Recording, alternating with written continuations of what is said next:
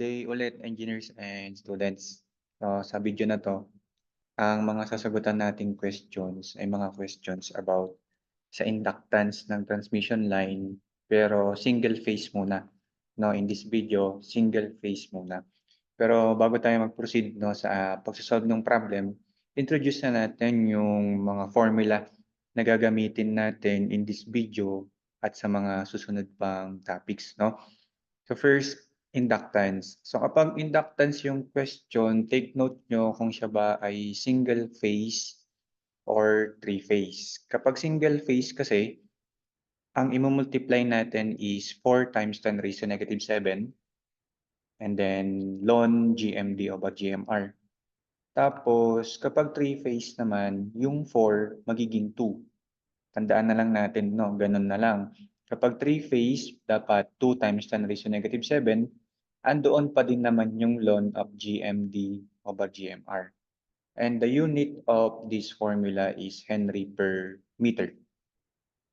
Pero kapag capacitance, ito na, di ba? 2 pi EO over ln of GMD over RB. Napakita natin, nilista natin yung formula na to para makita natin yung differences. So una, kapag talking about inductance, ito yung difference nilang dalawa. Kapag single phase and three phase, no? Yung 4 at saka yung 2 times 10 raised to negative 7. Pero kapag solving problems between inductance and capacitance, ang kaibahan naman is yung denominator ng GMD. No, na bigyan naman na natin to ng linaw nung dinidiscuss pa lang natin, 'di ba? May sariling video si GMD, meron din namang sariling video si GMR. So para pagtingin nga dito sa video na to, hindi na tayo mahirapan, no?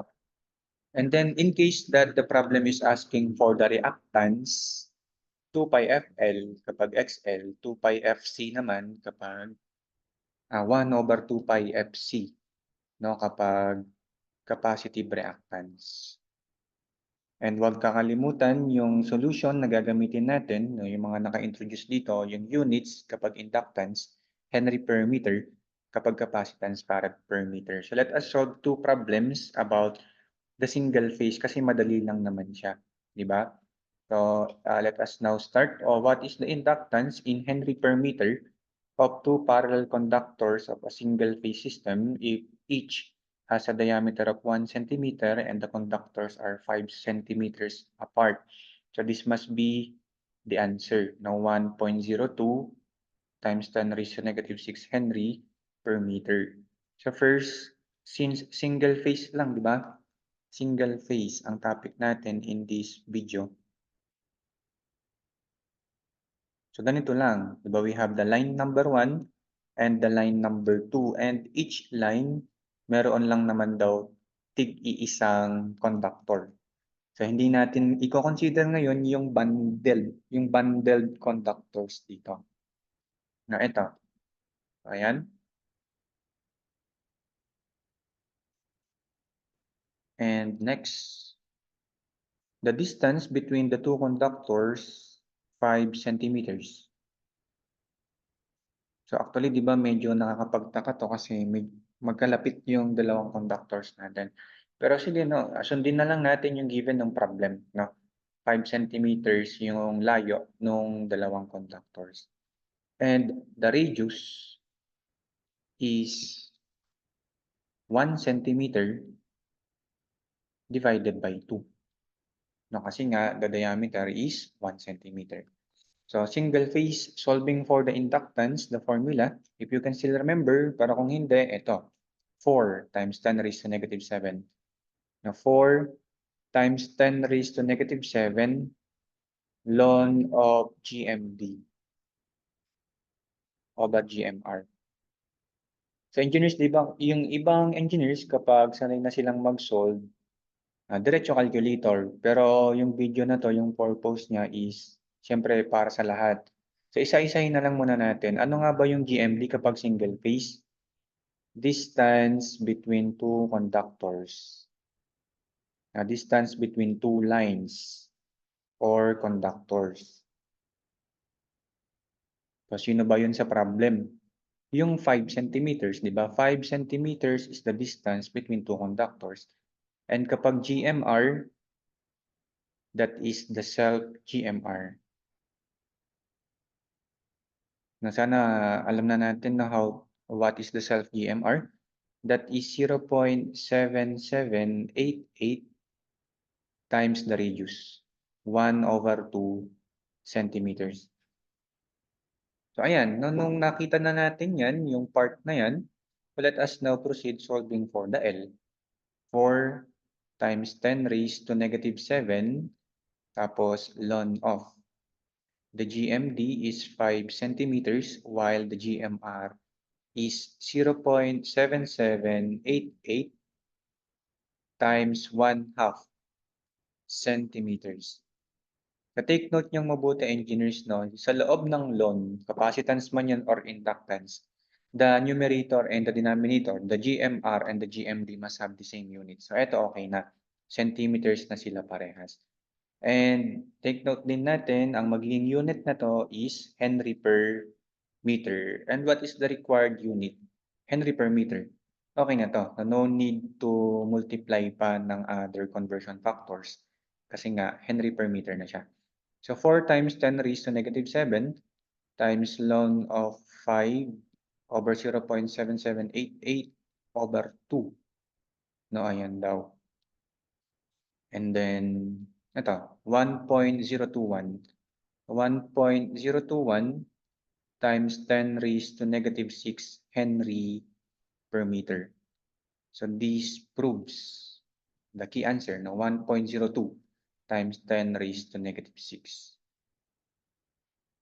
So dahil nga madali ito, mag-solve ba tayo ng isang problem, no, para medyo meron pang time. So single phase 2-wire transmission line. So para hindi na tayo mahirapan, i-copy na natin 'to. Yung single phase 2-wire. Ay, ito ba yun? Ito. Okay, basahin natin yung problem. A single phase 2-wire transmission line, 15 kilometers long. So we have the length of the transmission line, 15 kilometers, is made up of round conductors. Each is 0.8 centimeters in diameter. So solving for the radius ng bawat isang conductor, that is the diameter 0.8 centimeters divided by 2. And then they are separated from each other by 40 centimeters. So ito na yung distance between the two conductors. So calculate the inductance of the transmission line. So again, we are in single phase wherein the inductance is 4 times 10 raised to -7 and then ln of the GMD over the GMR. And the unit here is Henry per meter. So substitute na natin 4 times 10 raised to -7 ln of the GMD. Di ba based on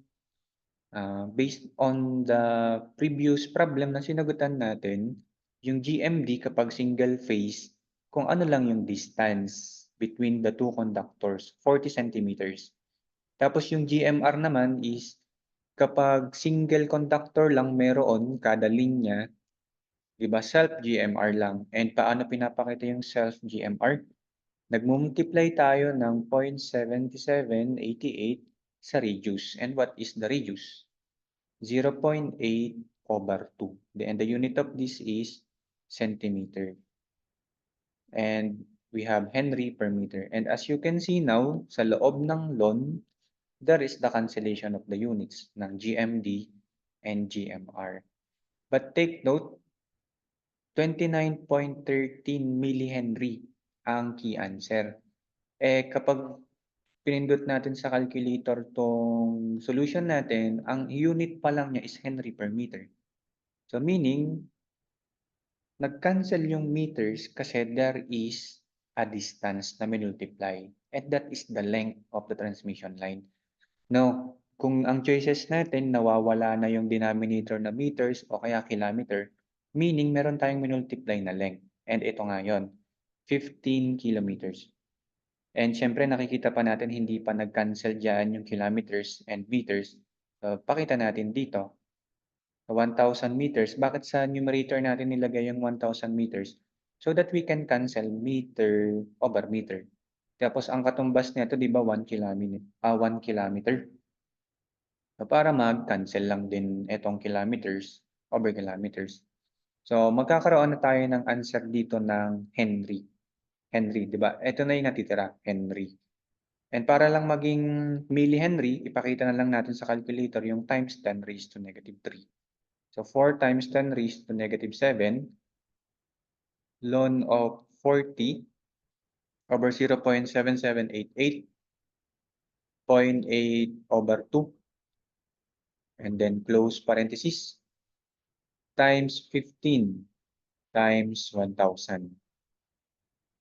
So 0.02913. 0.02913. No, in case na magkakamukha yung nasa choices, paano ba magiging millihenry? If there is the negative 3, di ba? 10 raised to negative 3. So 29.13 times 10 raised to negative 3 Henry. And this is the millihenry, di ba? Yung 10 raised to negative 3.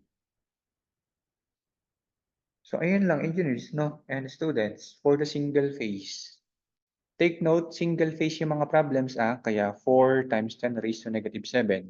Kung 3 phase, 2 times 10 raised to negative 7. And engineers know we have already discussed on separate videos yung GMD at saka yung GMR na para mas maintindihan nga natin yung solution na ginagawa na natin sa mga ganitong videos.